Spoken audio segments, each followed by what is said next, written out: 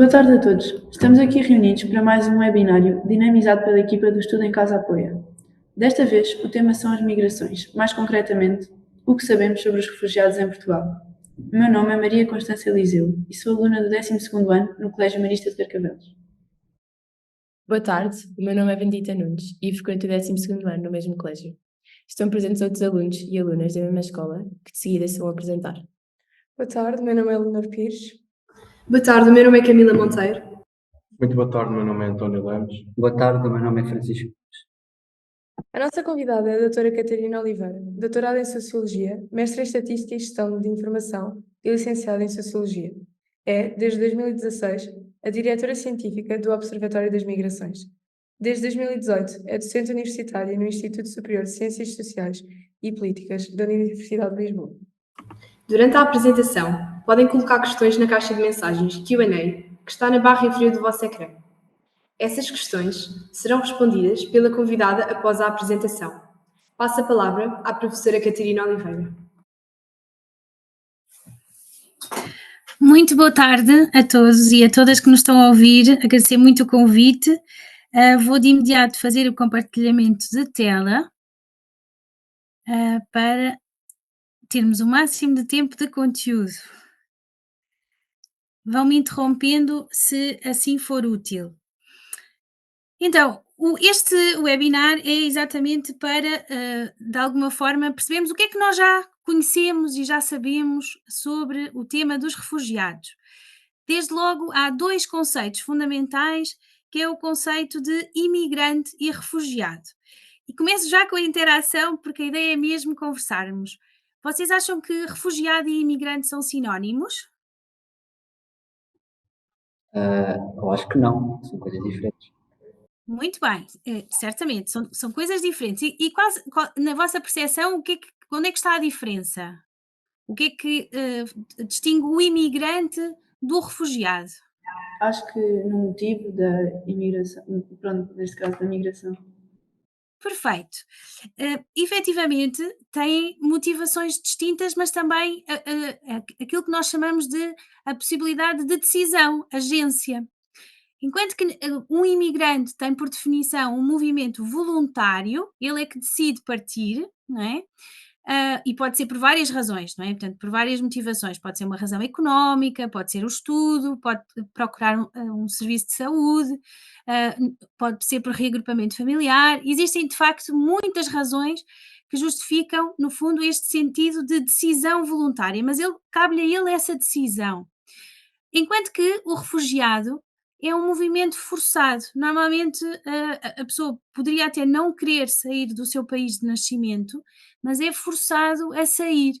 Pode ser por uma perseguição, em razão da sua raça, da sua religião, da sua nacionalidade, mas também pode ser, e cada vez mais é reconhecida essa situação, por questões de conflitos armados. E, de facto, é isto que faz uma grande distinção entre o imigrante e o refugiado, naquilo que é a iniciativa do indivíduo ou aquilo que ele não tem propriamente a possibilidade de, se não fugir para salvaguardar a sua vida. Nos últimos anos, temos também entrado no nosso léxico inúmeros outros conceitos. Já não é só o conceito de refugiado, que é uma grande gaveta, mas aparecem cada vez mais associados a este grande universo de refugiados outros conceitos que são talvez mais difíceis de captar muitas vezes o seu significado. Não raras vezes ouvimos falar de proteção subsidiária, proteção humanitária, proteção temporária, recolocação, reinstalação. São 5 outros conceitos que acabam por arrumar este grande universo de refugiados e que é importante percebermos um bocadinho estas diferenças porque vão ter enquadramentos distintos na sua prática. As pessoas que vêm sobre um determinado enquadramento vão ter mais ou menos anos de proteção no país onde, no fundo, adquirem esse estatuto. A proteção subsidiária remete desde logo para um período mais curto. Quem adquire o estatuto de refugiado tem normalmente a autorização para estar protegido durante 5 anos num determinado país. Enquanto que a proteção subsidiária reduz logo para cerca de 2 ou 3 anos, dependendo do país e do seu enquadramento. A proteção humanitária ou a proteção temporária são, no fundo, proteções que foram definidas de caráter extraordinário, ou seja, porque há uma crise humanitária, ou porque, no caso da Ucrânia, quando foi definido pela primeira vez este sentido da proteção temporária, ah, estamos a falar de situações que se acreditam que são pontuais, de curta duração, mas que requerem uma resposta imediata. É urgente dar resposta e apoiar, no fundo, estes movimentos. Não é, de alguma forma, algo que se prevê mais duradouro, mas que efetivamente tem que ter esta flexibilidade no enquadramento. Estes dois outros grandes conceitos, da recolocação e da reinstalação, acabam por ser programas que enquadram estes movimentos, estes diferentes movimentos e as diferentes situações daquilo que é, no fundo, esta procura de proteção internacional. Ao nível da recolocação, estamos a falar de pessoas que chegaram à União Europeia, à Grécia, normalmente têm aparecido na Grécia, na Itália, em Malta. Vocês devem acompanhar certamente as notícias e muitas vezes vemos aquelas imagens de barcos com os migrantes em situação muito frágil. E, no fundo, chegaram a um país da União Europeia, mas esse país acaba por pedir a solidariedade europeia para transferir aquelas pessoas que chegaram e pediram proteção nesse território, mas porque a sua fronteira acaba por ser, no fundo, mais permeável a estes pedidos, acabam por ser transferidos para outro Estado-membro. Portugal, normalmente, pelas suas fronteiras, acaba por não receber muitos refugiados, diretamente, no fundo, através dos barcos, até porque nós temos uma costa bastante grande, mas acaba por ser uma costa marítima mais exigente para aquilo que seria possível para os refugiados viajarem, mas acaba por, no fundo, Portugal receber pessoas que são transferidas de Malta ou de Itália e que, no fundo, vêm para um programa de proteção no nosso país, apesar de terem entrado noutro Estado europeu. Por sua vez, a reinstalação é quando nós temos uma agência das Nações Unidas para os Refugiados, que se chama Acnur, e que solicita à União Europeia esta solidariedade de acolher pessoas que estão em outros Estados extracomunitários, portanto fora da União Europeia, mas que precisam de ter essa proteção num país da União Europeia e são transferidos então para Portugal ou para outro Estado da União Europeia. Portugal tem recebido, ao abrigo da reinstalação, pessoas, por exemplo, que vêm da Turquia, que vêm do Egito, portanto, que vêm de outros países que não fazem parte da União Europeia, mas que, de alguma forma, mediado por esta agência das Nações Unidas, acabam por chegar ao nosso país. E, portanto, ter aqui um bocadinho esta breve introdução de, muitas vezes nós pomos nesta gaveta única, é um refugiado, mas há muitas formas e muitos enquadramentos para entender quem é que está efetivamente neste universo que não é de todo homogéneo. Então, quando nós estamos a querer, de alguma forma, clarificar estes dois conceitos, e vocês acabaram por dizerem muito bem que imigrante e refugiado não são sinónimos, acaba por, na realidade, nós termos um bocadinho, às vezes, alguma crise de conceitos. Porquê? Porque nem sempre nós conseguimos que aquilo que está salvaguardado em termos de convenção para proteger as pessoas que não vão para um determinado destino de forma voluntária, e foi porque foram obrigados a abandonar a sua casa, versus pessoas que tiveram, no fundo, na sua decisão, na sua escolha, quererem ir para um outro país, e portanto aqui o sentido de é voluntária ou é involuntária a decisão. Na realidade, temos desafios quando nós queremos pensar naquilo que é a fronteira dos conceitos, se assim pudermos fazer a metáfora. Desde logo, quando nós temos esta leitura de ver estes barcos, estas imagens que eu vos estava a falar, das notícias, nós muitas vezes somos levados a crer que, ok, aquelas pessoas foram voluntariamente, que entraram num barco e decidiram vir para a Europa, na expectativa de que na Europa vão encontrar melhores condições. Mas se nós virmos de outra forma, se calhar aquelas pessoas foram empurradas, foram obrigadas a abandonar aquilo que era situações de extrema pobreza ou de calamidades ao nível ambiental que faz com que não tenham condições de subsistir, de sobreviver. E, portanto, este sentido de voluntário versus obrigado acaba por ter uma fronteira muito esbatida quando nós começamos a concretizar em exemplos e a perceber a dinâmica do que está a acontecer nos dias de hoje. Por outro lado, nós vamos ter também muitas situações em que, efetivamente, há, no fundo, pessoas enquadradas em regime de proteção internacional ou estão em refúgio noutro país, mas que, de alguma forma, tendo um título que as habilita apenas a estar naquele país em proteção, decidem ir para outro contexto, outro país. E como que têm, no fundo, esta iniciativa de agência em que tomam, no fundo, outro movimento. O exemplo mais claro é pessoas que obtiveram proteção, por exemplo, em Portugal, e que a dada altura decidiram: mas eu tenho familiares na Alemanha ou na Suécia e eu quero ir ter com eles. E tomam a iniciativa de ir para esses outros países. E, portanto, acaba por haver também aqui esta diluição do conceito em que, então, mas não era o imigrante forçado, mas ainda assim tem esta iniciativa voluntária de mudar de território.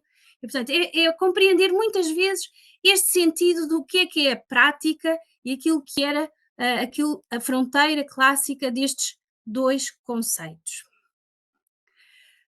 Perceber também, e agora fazendo ainda esta breve introdução mais de conceitos, que quando nós estamos a pensar quais são os fatores que causam as migrações, no fundo, que induzem à imigração, nós vamos ter, no fundo, estas três grandes dimensões de fatores mobilizadores. Por um lado, os fatores contextuais, se existem conflitos, se existe, de alguma forma, grandes eventos climatéricos que alteram, no fundo, as condições de vida, pode haver inundações, pode haver, no fundo, situações limite que destroem um contexto de populações em termos de residência de áreas de determinados países. Ou quando há intolerância política, quando há violação de direitos humanos, no fundo, todos os fatores que são externos ao indivíduo, mas que interferem claramente naquilo que ele se sente empurrado a sair, não é? Portanto, a procurar outro destino para proteger-se e assim viver. Por outro lado, podem existir fatores grupais. Eu posso sentir que, bem, a minha comunidade está toda a partir, ou a minha família está toda a partir, ou os meus amigos. E isso faz com que eu sinta, eu não vou ficar aqui sozinha neste sítio. E, portanto, sou pressionada ou sinto que é uma forma de me mobilizar também para sair, ainda que não tenha sido uma iniciativa direta minha, mas que, no fundo, aquilo que é a decisão do grupo, que me está mais próximo, me induz também a partir. E claro, para além do efeito contextual, do efeito grupal, existe também este efeito individual, em que o indivíduo reflete sobre as suas condições de vida ou pensa na sua família. Muitos adultos acabam por pensar também: ok, eu vou partir para dar melhor condição de vida aos meus filhos. São estas três grandes dimensões que nós não nos podemos esquecer quando estamos a pensar de o que é que nos empurra a sair do país de origem. Mas existem também fatores que nos levam a escolher o país de destino. Não é só o que nos empurra da nossa origem a sair, mas o que é que nos atrai para escolher determinado destino. É aquilo que na literatura nós muitas vezes ouvimos dizer que são os push and pull factors, os fatores repulsivos e atrativos. Então, nestes fatores do que, de alguma forma, explicam a escolha de determinados destinos, acabam por ser muitas vezes esta questão da tradição migratória, ou seja, existe já um fluxo definido para um determinado destino. Existem relações históricas ou relações políticas. Há uma comunidade que já está nesse território, em que, no fundo, serve como uma âncora para facilitar também a integração quando se escolhe aquele território.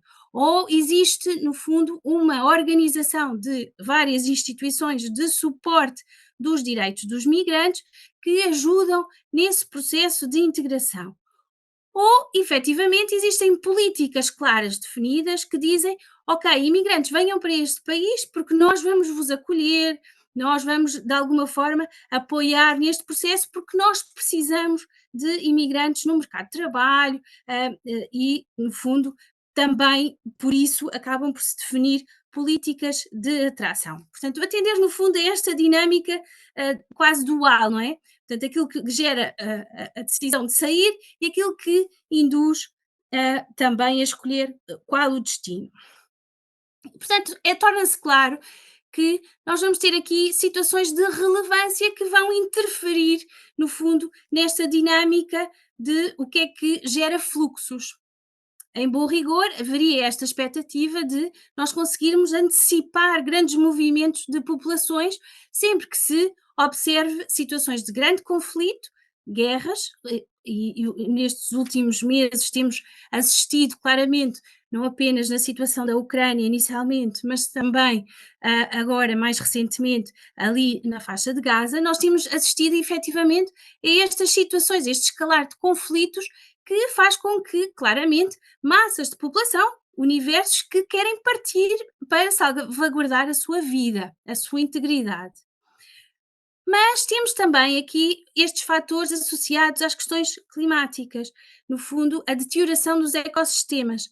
Se deixa de ser sustentável viver em determinadas zonas, porque não se encontra água, porque não se consegue cultivar determinados produtos e tornam-se muito caros, no fundo, quando se procura receber esses produtos em determinados países. Ou solos que entraram em processo de desertificação. O que nós acabamos por assistir é, no fundo, estas características empurram as pessoas também a procurar contextos mais favoráveis. Ou em situações de limite, quando nós temos então desastres naturais ou humanos, não é? Portanto, que induzem claramente à saída de pessoas. Trazia-vos aqui alguns mapas e que pedia a vossa ajuda também para lermos um bocadinho esta informação.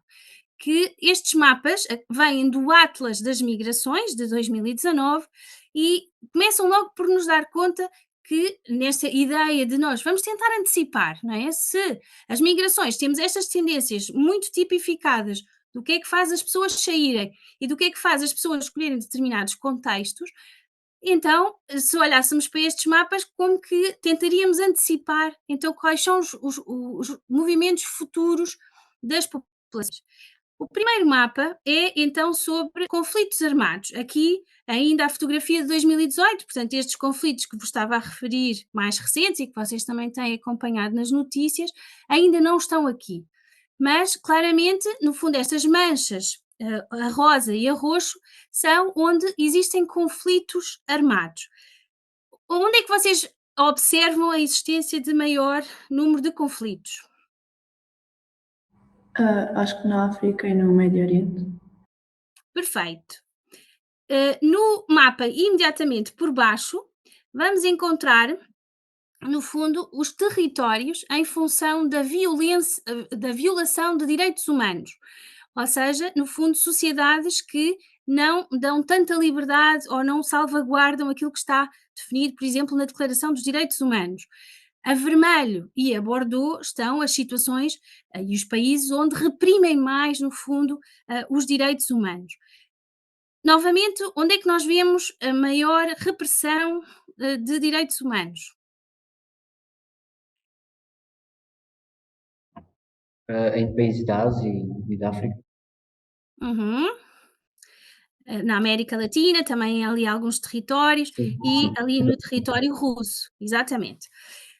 E agora em cima temos o mapa que nos mostra no fundo, zonas do mundo em função daquilo que é o acesso aos rendimentos, portanto, em termos de ter participação no mercado de trabalho, ou acesso a serviços de saúde ou de educação. Em que, novamente, a vermelho, temos, a vermelho ou bordeaux, as zonas onde existe menor acesso a serviços de saúde, de educação ou a menor participação no mercado de trabalho. Onde é que vocês observam isso? Na África e no sul da Ásia. Muito bem. Portanto, já estamos aqui a ver uma tendência. Estão a reparar. E finalmente nós temos o último mapa, que é aqui embaixo, que é sobre a crise climática, em que nós vemos no fundo a laranja e a amarelo, as situações onde a crise está a afetar mais aquilo que é a possibilidade de cultivo e, portanto, onde há maior degradação do solo. Novamente, onde é que nós observamos aí? Aí está a subir um bocadinho mais, mas onde é que nós estamos a observar essencialmente? No Médio Oriente, principalmente. No Médio Oriente, mas também em África, na América Latina, portanto, na América do Sul, e também já na Europa. Reparem que ali a Península Ibérica também já está muito amarelinha e laranja, não é? E, portanto, nós começamos, se nós quiséssemos reproduzir, no fundo, as situações limite que estão a verificar-se essencialmente em África e na Ásia, que foi, no fundo, os continentes comuns que vocês foram elencando quando estavam a olhar para estes mapas, então, qual é, no fundo, na vossa percepção, aquilo que pressiona mais à saída? Quais são os territórios que pressionam mais à saída? A África e o Médio Oriente, sobretudo. Exatamente, portanto, esses territórios têm, se olharmos só para estes indicadores, claramente são territórios que as populações vão ser muito pressionadas a sair. Se as populações forem à procura daquilo que é uma expectativa de melhoria destes, nem que seja destes 4 olhares, relativamente a conflitos armados, fugir de conflitos armados, fugir da violação dos direitos humanos, melhorar o acesso à saúde e à educação, fugir, no fundo, de crises climáticas, para onde é que acham que estas populações têm tendência a procurar estas condições?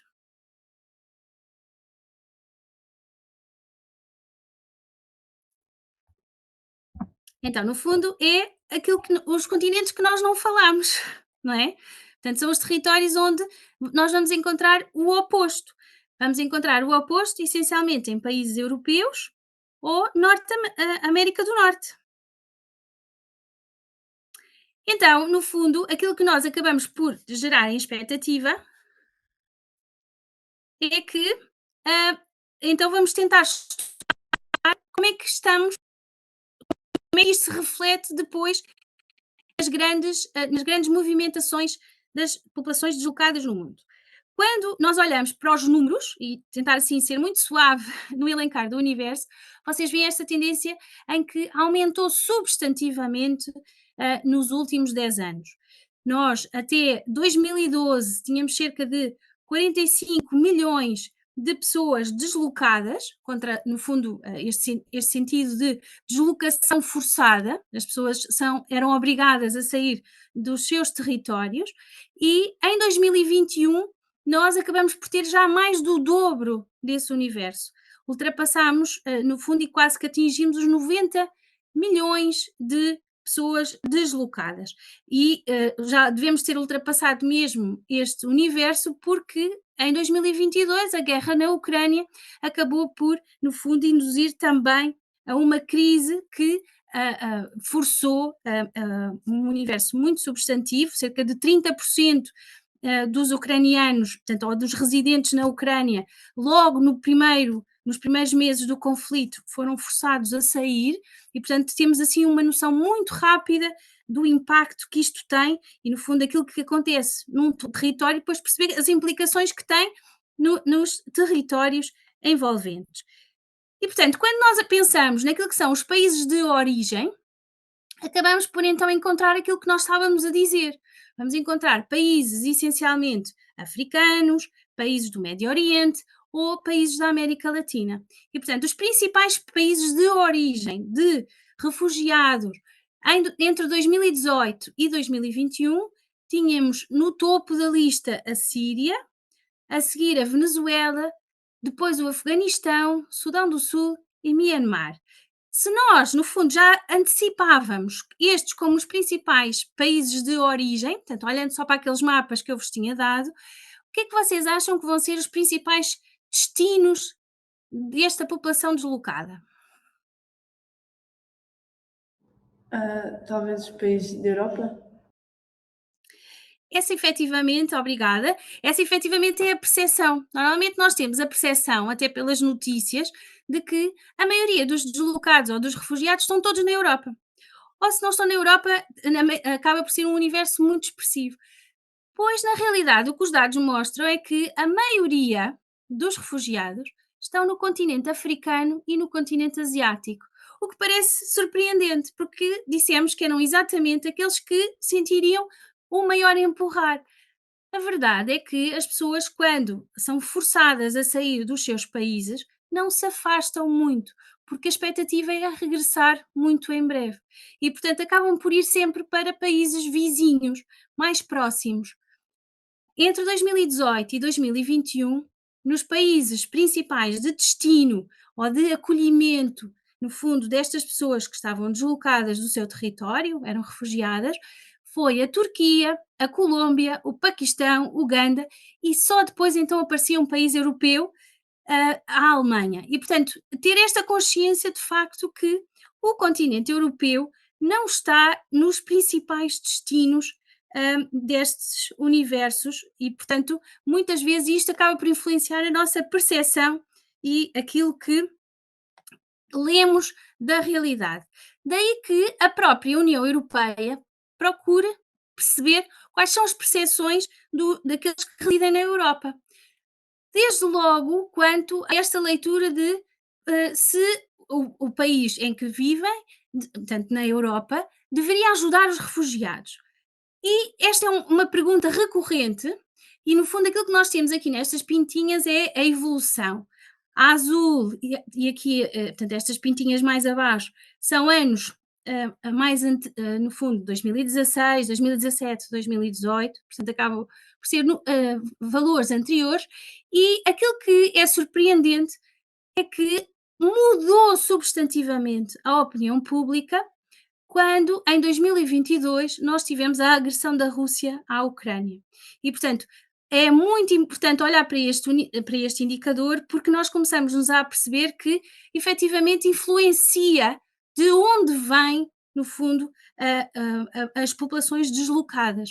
E quando acontece o conflito na Europa, nós não estamos a falar de deslocados que vêm de outros continentes, nomeadamente da Ásia ou da África, estamos a falar dentro do mesmo continente. No fundo, há aqui uma grande proximidade e solidariedade com, no fundo, quem procura refúgio. E observa-se mesmo nos países que tendencialmente são mais desfavoráveis, como seja, por exemplo, a Hungria, a República Checa, ou a Bulgária, ou a Eslováquia. No fundo, acabamos por ter países que tendencialmente têm sempre posições mais desfavoráveis nestas perguntas, a achar que o país não deve ajudar os refugiados, que quando foi o conflito recente e, no fundo, esta necessidade de acolher de forma urgente populações que vinham da Ucrânia, no fundo, passámos a ter um grande universo de inquiridos, no fundo, a aceitar e a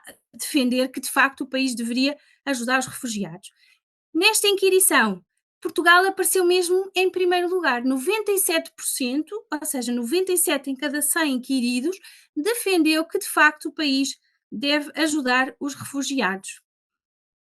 Outra pergunta que também tem sido feita, e aqui já recorrendo a um Eurobarómetro especial, é se, no fundo, as pessoas acham que o receio fundamentado de perseguição, por razão de raça, religião, nacionalidade ou pertence a um determinado grupo social, no fundo, aquilo que está definido na Convenção para os Refugiados, se tem direito ao asilo, ou se, no fundo, na percepção da pessoa, deve ter direito ao asilo. Isto numa escala de 0, totalmente em desacordo, a 10, totalmente em acordo.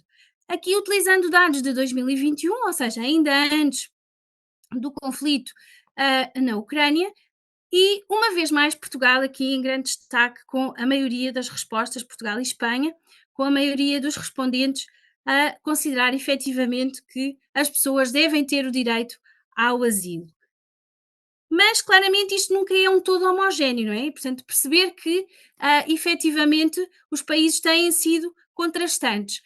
É aqui o episódio Guerra da Ucrânia que tem feito melhorar substantivamente a percepção direta relativamente à solidariedade que deve existir com os refugiados. E então, considerando aqui os resultados específicos só sobre, no fundo, este contexto de guerra na Ucrânia, e era perguntado neste Eurobarómetro se as pessoas em fuga devem ser bem-vindas na União Europeia, e aqui efetivamente temos aqui uma grande maioria de respondentes a defender exatamente isso, e Portugal novamente no conjunto dos países mais favoráveis a que os ucranianos ou as pessoas que venham da Ucrânia devem ser bem acolhidas.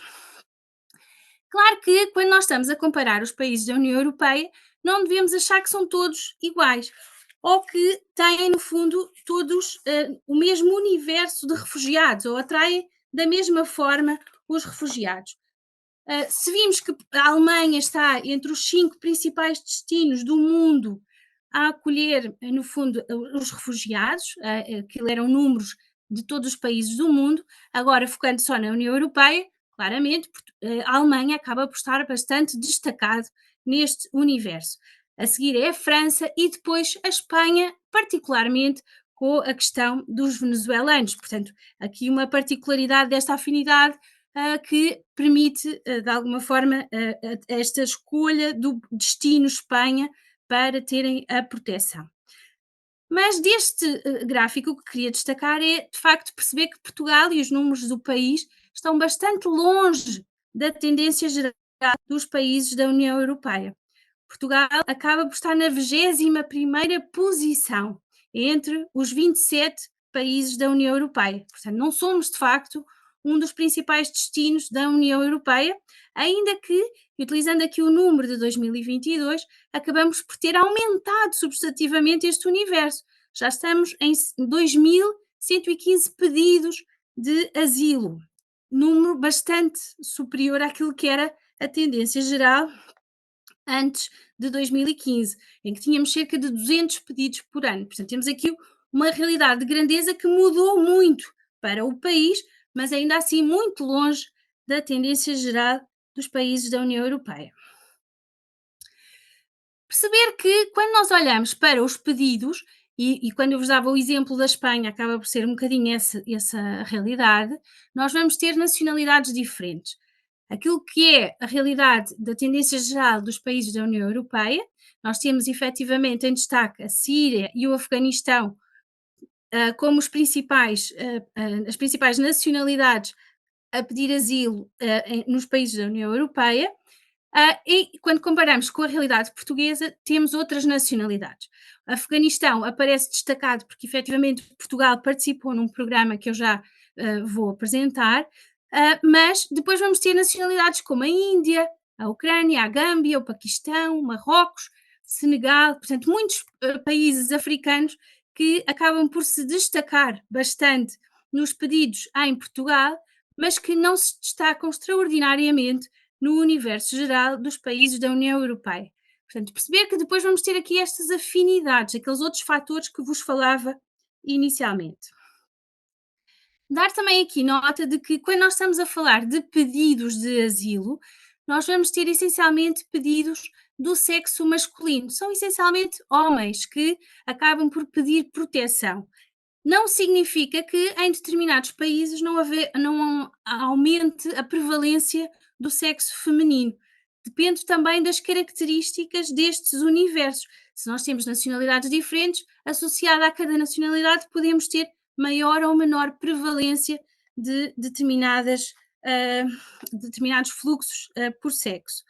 Por outro lado, em termos de grupo etário, nós vamos ter uma maioria de requerentes, no fundo, pessoas que pedem asilo, que têm mais de 18 anos. Não significa, uma vez mais, que não haja países, como por exemplo aqui olhando para este gráfico, a Ucrânia, a Hungria, que acaba por ter uma maior, ou a Alemanha, que acaba por ter aqui uma maior prevalência de menores de 17 anos e que muitas vezes são menores não acompanhados. Podem não ser famílias, podem ser jovens e crianças que efetivamente circulam sozinhas a pedir proteção.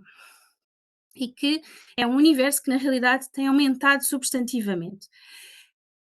Outro conceito que é muito importante, que às vezes nós não tomamos consciência, é que os pedidos de proteção, quando uma pessoa pede proteção internacional, essa proteção pode ser concedida ou não. Pode haver uma decisão positiva, favorável, e é atribuído um mecanismo de proteção, que pode ser o estatuto de refugiado, o estatuto de proteção subsidiária ou o estatuto de razões humanitárias, mas também pode existir recusas.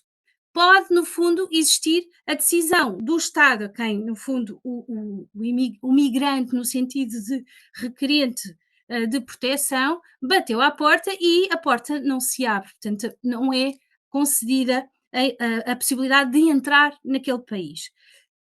É importante atender, quando nós olhamos aqui para esta comparação dos países da União Europeia, ao longo dos anos estas taxas vão fluindo, ou seja, há anos onde nós vamos ter maiores taxas de recusa em determinados países e outros anos em que vamos ter menor taxas de recusa de concessão de proteção. É muito importante ter algum cuidado quando nós olhamos para estes dados, porque quando nós dizemos, por exemplo, Portugal em 2020 e 2021 teve taxas de recusa muito elevadas e em 2022 melhorou substantivamente, passámos a ter uma maior taxa de decisão positiva. Significa que mudou alguma legislação ou houve uma orientação para recusar? Às vezes pode não ser, de facto, mudanças de orientação, mas tem a ver com as características da população que pede proteção. A população pode ser elegível, pode ser enquadrável para a proteção, ou não, ou pode ser-lhe dita, ok, você deve considerar não um pedido de proteção, mas enquadrar-se como um imigrante económico. Portanto, muitas vezes é esta a elasticidade que também temos que ter quando olhamos para os dados. Não deixa de ser, no entanto, impactante quando nós olhamos para países que repetidamente têm elevadas taxas de recusa e então aí, olhando para os números, começamos a perceber que também há países que existentemente recusam para não ter refugiados nos seus territórios. Uma particularidade, em 2022, Portugal foi o país da União Europeia em que as suas decisões favoráveis induziram ao estatuto de refugiado, portanto, à concessão do estatuto de refugiado, que é, no fundo, aquele que dá mais anos de proteção, aqueles 5 anos de proteção que os outros títulos não conferem.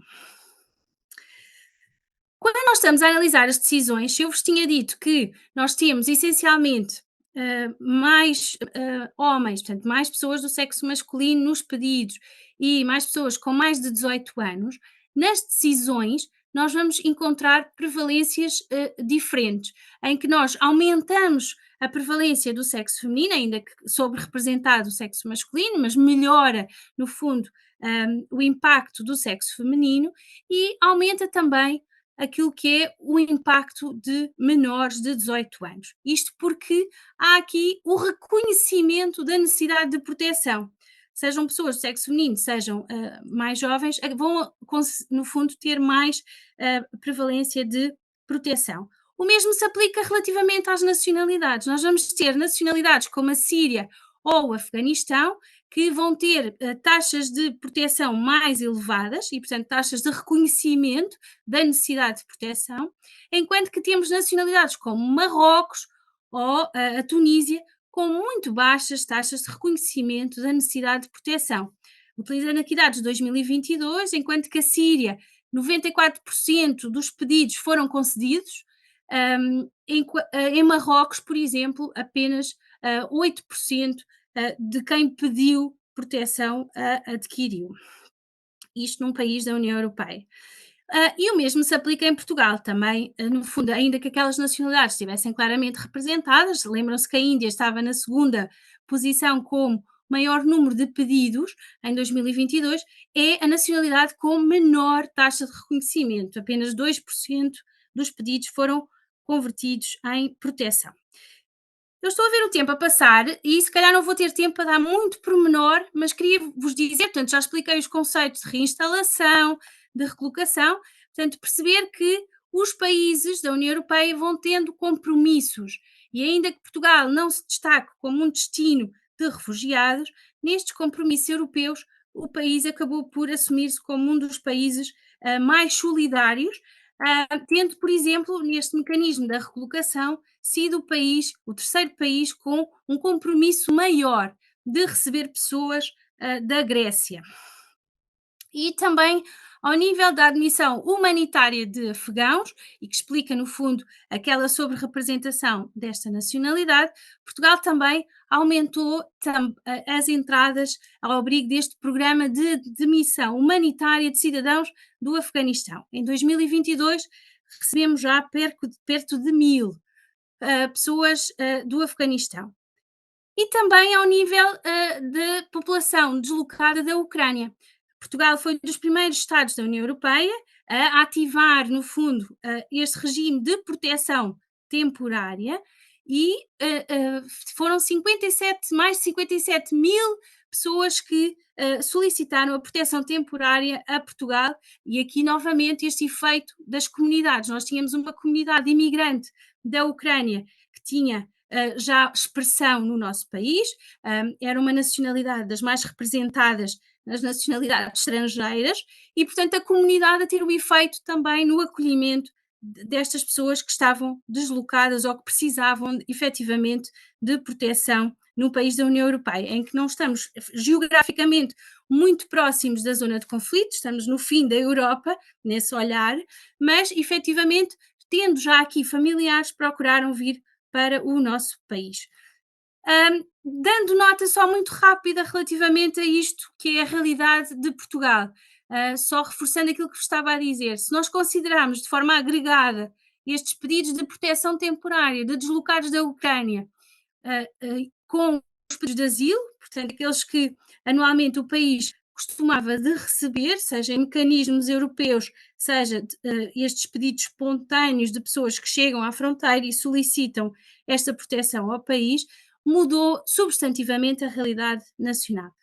Era aquilo que vos dizia, nós tínhamos na primeira década deste século em torno dos 200 pedidos por ano e rebentámos a escala, efetivamente, mudámos completamente aquilo que é a dinâmica nacional, ultrapassando os 2000 pedidos por ano desde 2017 e com esta realidade mais particular dos deslocados da Ucrânia, acabámos por ultrapassar os 58 mil pedidos de asilo. Claro que depois cá dentro nós temos muitas diversidades de programas e que efetivamente não permitem-nos dizer que isto é um todo homogéneo. E Portugal também, este sentido de aquilo que aceita versus, no fundo, as causas das recusas. Só dar aqui uma nota muito breve relativamente às recusas. As recusas de concessão do pedido de proteção, tanto podem ser porque é infundado, ou seja, aquela pessoa não tem razão para alegar que está a ser perseguida ou precisa de proteção temporária, em função daquilo que está tipificado na lei, e portanto que vos dá a nacionalidade, a raça, a religião, perseguições políticas, conflitos armados, mas também começamos a ter situações de pedidos inadmissíveis. O que é que são os pedidos inadmissíveis?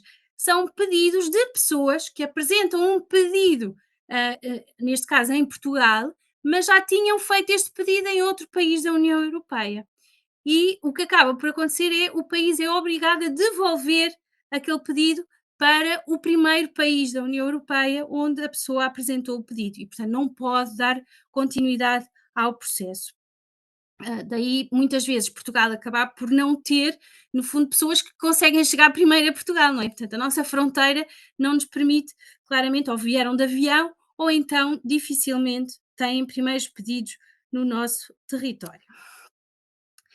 Dar então umas pinceladas finais antes de vos dar a palavra. No fundo, perceber que aumentou substantivamente a população deslocada do mundo. A opinião pública tornou-se mais favorável desde o conflito da Ucrânia relativamente ao acolhimento de pessoas em fuga de guerra.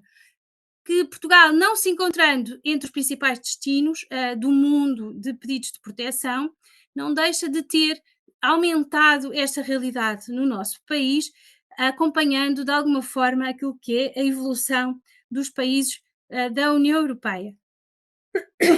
Perceber que esta flutuação entre taxas de recusa, portanto, a recusa ao pedido de proteção versus a aceitação, acaba por influir muito em função daquilo que é as características da população que pede, seja em função da idade, seja em função do país de origem, e que vai mudando ao longo do tempo, mas também muda em função do país de destino, em função daquilo que é as motivações para procurarem esse território. Perceber também que os refugiados não são uma gaveta homogénea, portanto, existem muitos mecanismos de entrada que enquadram de alguma forma não apenas os direitos que adquirem quem obtém este estatuto de proteção, mas também aquilo que é o tempo de proteção que podem ter ou aquilo que é o acordo que existe entre o país que acolhe e no fundo, o país de trânsito. Podem aprofundar, no fundo, nestes relatórios estatísticos anuais do asilo, onde existem mais pormenores sobre os dados, mas o que eu queria muito mesmo agora era ouvir-vos e, portanto, perceber que dúvidas é que possam ter ficado ou questões para o debate. Agradecemos à professora Catarina Oliveira a sua partilha, que a partir de agora está disponível para responder às vossas questões. Entretanto, já fomos recebendo algumas questões na aba do Q&A. Nós recebemos várias, acho que não vamos ter tempo para responder a todas, mas eu começo pela que chegou mais cedo, que foi quais as medidas adotadas em Portugal para permitir a integração no sistema de ensino português e para promover a aprendizagem da língua portuguesa? Muito obrigada. Essa é uma questão muito importante. Eu, de facto, não tive tempo para abordar, no fundo, como é que é feito o acolhimento dos refugiados quando chegam, dando nota efetiva que se as pessoas chegam ao abrigo destes acordos europeus, portanto, estes mecanismos que falei, da recolocação ou da reinstalação ou de programas de admissão humanitária, é definido um programa de acolhimento de cerca de 18 meses. E durante esses 18 meses é incentivada várias dimensões de integração, e uma delas é efetivamente esta da aprendizagem da língua. O que tem, no fundo, beneficiado todos os requerentes, portanto, aqui não só estes que vêm nos mecanismos europeus, mas também as pessoas que espontaneamente pedem proteção a Portugal, têm recorrido muito a estes programas de língua portuguesa, que é o PLA, normalmente como é conhecido. É um programa do Estado português, que está disponível também para todos os cidadãos estrangeiros que residem no nosso país e que queiram aprender o português. Portugal é dos raros países da União Europeia que define estes programas como gratuitos e, no fundo, uma resposta do próprio Estado. Mas, efetivamente, acabam por beneficiar destes programas que estão distribuídos por todo o território nacional. Ok. E dentro das perguntas que recebemos, temos uma que acho que é especialmente importante e atual, que é por que razão a União Europeia não concede a proteção temporária a refugiados da Palestina, como fez com os refugiados vindos da Ucrânia? O que acaba por ser diferente, estes dados que vos estava a mostrar da opinião pública acabam por refletir muito isso. É aquilo que é considerado dentro da proximidade da fronteira da União Europeia versus aquilo que é visto como algo mais afastado e que remete para uma negociação, muitas vezes diplomática, ao nível das relações internacionais dos vários Estados-membros, mas em particular, mas também ao nível global de toda a União Europeia, em que há uma não interferência nesse conflito, como existiu oficialmente com o conflito com a Ucrânia. Ou seja, enquanto que o conflito na Ucrânia foi considerado uma agressão da Rússia à Europa e houve claramente medidas da própria União Europeia para proteger os ucranianos e recebê-los desde logo, e portanto ativar este mecanismo de proteção temporária. A União Europeia acaba por não querer interferir porque o seu parceiro tradicional é Israel, não é a Palestina. E, portanto, acaba por entrar aqui outras dimensões políticas que os países vão gerindo e a Europa é vista como um todo. E, portanto, acaba por ser uma posição conjunta em que depois nenhum Estado-membro se atravessa, não é? A definir um enquadramento específico diferente daquilo que é a orientação da União Europeia.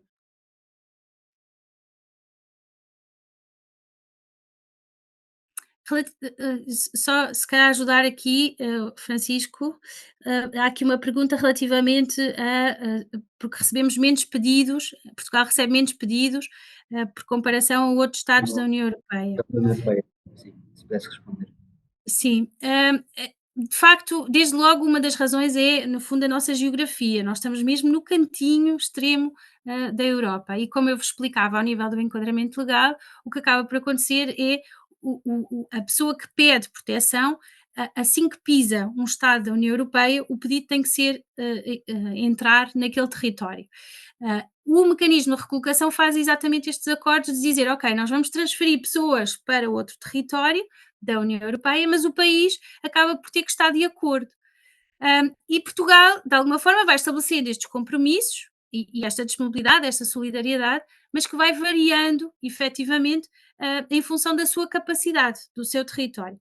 Mas desde logo há esta dimensão geográfica. As pessoas não chegam a Portugal, no fundo, de barco, não pedem na nossa fronteira. Há outros países que nós vemos nas notícias que são normalmente os países que, pela sua geografia, acabam por ser mais procurados. Essa é uma dimensão. A outra dimensão tem muitas vezes a ver com aquilo que é a dinâmica migratória. Se em Portugal é mais fácil adquirir um estatuto de autorização de residência para estrangeiro económico, muitas vezes acaba por haver situações de pessoas que legalizam a sua situação com outro título de residência e que não é a questão da proteção temporária ou proteção subsidiária ou o estatuto de refugiado. Bom, as questões não foram respondidas, terá mais tarde uma resposta que ficará disponível na página do Estudo em Casa Apoia, assim como a gravação deste webinário. O link da página já foi colocado na conversa. Estamos a acabar e, em nome de toda a equipa, agradecemos a participação da convidada e de todos os que estiveram a assistir. Esperemos que este webinário tenha contribuído para que todos ficássemos a saber mais sobre esta temática. Obrigada.